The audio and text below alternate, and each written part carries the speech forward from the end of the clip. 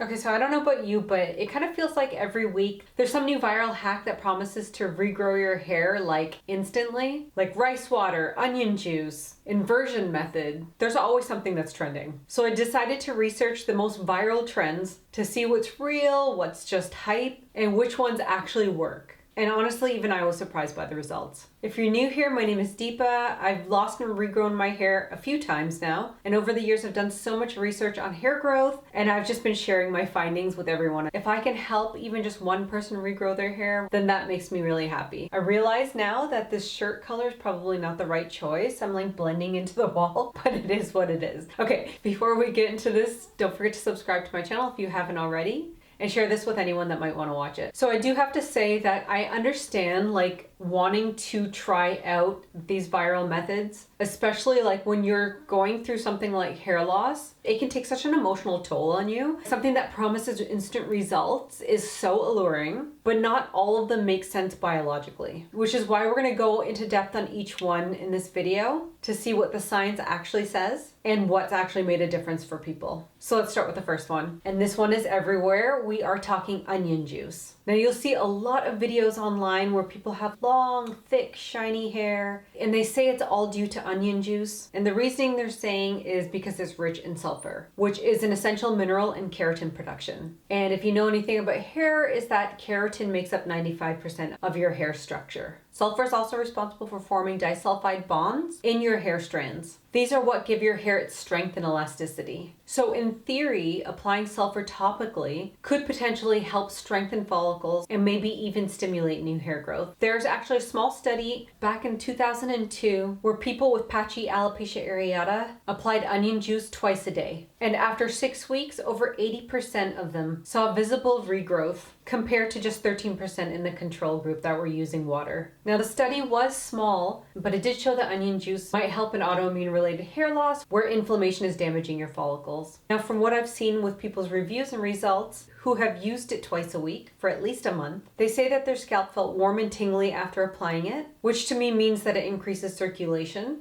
but that the smell was a little unbearable. And they did say that they noticed that their hair felt smoother. As for results, they were a little bit mixed. The science behind onion juice is mostly linked to its sulfur content and antioxidant compounds like quercetin, which help to relieve oxidative stress on the scalp, which sounds great in theory, but doesn't necessarily mean faster regrowth. So the verdict on this one is that it is potentially helpful for scalp health, but the choice to use it is highly personal due to the smell and the mess that it takes to make it. Okay, moving on to hack number 2. We are talking rice water. Now this one has completely exploded on TikTok, mostly because of the Yao women from China, who are famous for their floor-length hair. And the claim is that fermented rice water is their secret. Rice water is packed with amino acids, B vitamins, vitamin E, and a compound called inositol. Inositol can actually penetrate the hair shaft and temporarily repair damage, which is why your hair will feel so smooth and shiny afterwards. But what most people don't realize is that rice water mostly acts on the hair shaft, not so much the follicle. It coats the strand with starch and proteins, which can make your hair feel a lot stronger, but it can potentially lead to protein overload if you use it too often.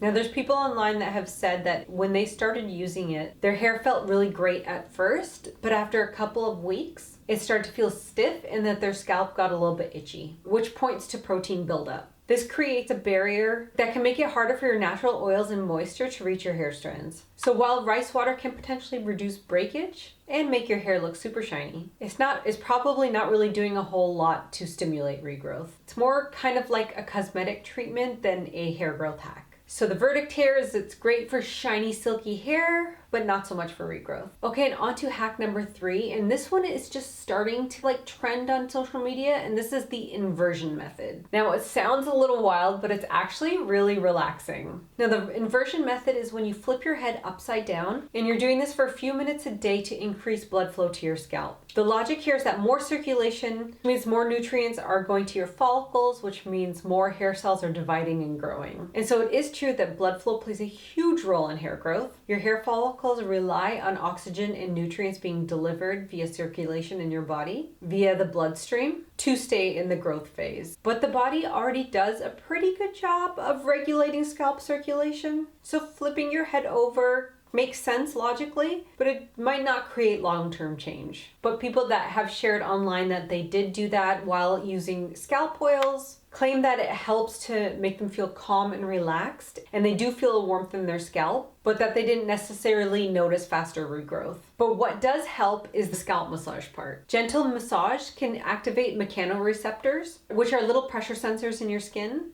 and these help to increase growth factors like VEGF and IGF-1, both of which have been linked to thicker hair in studies. So the benefit here likely comes from the massage, not so much the inversion. I mean, still though, it is a nice way to take like 5 minutes of self-care out of your day, and stress reduction plays a huge role in supporting hair growth. So the verdict is that it's a very relaxing method, and it could potentially help reduce stress, which is a huge contributor to hair loss, but not necessarily a magical solution. Okay, next up, let's talk about rosemary oil. So this one has actually been trending for a while now. I feel like it's been a few years at least, if not more, and it does deserve the hype. Rosemary oil has become one of the most popular natural remedies online, and unlike other trends, it's actually backed by science. There was a study in 2015 that compared rosemary oil to 2% minoxidil, which is the active ingredient in Rogaine, and after about 6 months, both groups saw a significant increase in hair count, and the rosemary group reported to have less itching and less scalp irritation. So rosemary oil works in several ways. It contains a compound that increases circulation to your scalp. It also contains a couple of acids that have antioxidant and anti-inflammatory properties that protect the follicle environment. Some research even suggests that it can block DHT, which is the hormone responsible for follicle miniaturization in androgenic alopecia. People that have used rosemary oil consistently twice a week, diluted in a carrier oil of course, have reported to seeing baby hairs coming through their scalp, in their hairline, and a noticeable fullness in their crown. The key with this one is patience. Like any topical product, it's going to take several months before you see visible change, because the hair growth cycle takes anywhere from 3 to 6 months, sometimes up to 12. But if you stay consistent, rosemary oil can support thicker, stronger regrowth. So the verdict on rosemary oil is that it is proven, effective, and gentle, and worth adding to your routine if you're looking for something more natural. And finally, let's talk about my favorite hair growth hack, and this is derma stamping or microneedling. This one uses tiny needles. You want to look for something that's about 0.5 millimeters. And what it does is it creates little microchannels on your scalp. And those micro injuries trigger your body's wound healing response, which increases collagen production and releases natural growth factors. These are the same signaling molecules that tell your follicle, hey, it's time to start growing. The process also improves blood flow to your dermal papilla cells. That's the base of your hair follicle where the hair shaft actually forms, and also helps your scalp to absorb topical products 3 times more efficiently. When you do use a microneedle or a derma stamp, you want to follow up with a hair growth serum and do this once a week on clean hair. The combination of the two will make a huge difference in your hair growth journey, and it's backed by research too. A 2013 clinical study found that combining microneedling with minoxidil led to 4 times more hair growth than minoxidil alone. So the science really does match what people are seeing in practice. The key here is to use it safely. You want to make sure that your dermastamp or microneedle is clean. Don't overdo it, and allow at least 1 full week between sessions so your scalp can heal. So the verdict on this one is this is the most effective hack by far, especially when you combine it with a topical product like rosemary oil or your hair growth serum. Okay, so after researching all 5, here's how I would rank them. Number 1, no surprise, dermastamping or microneedling. Number 2, rosemary oil. 3, onion juice.